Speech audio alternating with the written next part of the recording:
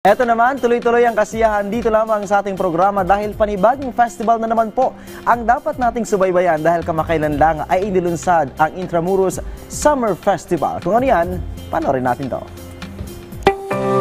Nagsimula ang pagtatayo ng mga pader ng Intramuros noong 1589 upang palakasin ang depensa at proteksyon ng lungsod laban sa mga banyagang pagsalakay. Ang kagandahan ng Intramuros ay hindi lamang makikita sa pisikal nitong anyo, kundi sa mayamang kasaysayan, kultura at diwang Pilipino na sumasalamin sa bawat bato, kalye at gusali. Kaya naman ilang beses na rin itong nabigyan ng pagkilala bilang Asia's leading tourist attraction ng World Travel Awards noong 2016, 2020, 2022 at 2024. At sa taong ito, muli itong naging nominado. Kinilala rin ito bilang World's leading tourist attraction noong 2020 at napabilang din ang Intramuros sa listahan ng the UNESCO World Heritage. Sa taong ito, bilang pagdiriwang ng 46th founding anniversary ng Intramuros Administration, ay ipinakilala ang kanilang first Intramuros Summer Festival.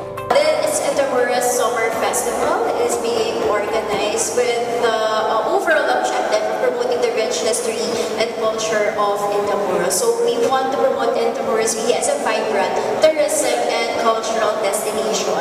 Iba't ibang aktibidad ang na-enjoy ng mga dumalo sa Intramuros Summer Festival na ginanap sa Plaza Moriones sa Fort Santiago. We also hope that this trickle down to our local community and businesses here in Intramuros. So that's why for this festival, we have actually partnered and engaged our local community. So as mentioned, we have partnered with our Intramuros-based schools for the cultural performances for this festival, and then we have also engaged our local businesses here for the pop-up markets, which will happen all day throughout the festival. Inilunsad din ang Intramuros Passport o IP na pwedeng magamit sa paglilibot sa 5 makasaysayang pook gaya ng Fort Santiago, Baluarte de San Diego, Casa Manila, Museo de Intramuros at Centro de Turismo Intramuros. Once they finish the trail, we'll have a special tokens and prizes. Just show to us the finished filled out stamps in their passports,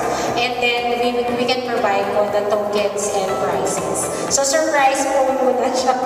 Ang Intramuros ay hindi lamang isang monumento ng nakaraan, kundi isang masiglang bahagi ng kasalukuyan na puno ng buhay, kwento at kultura.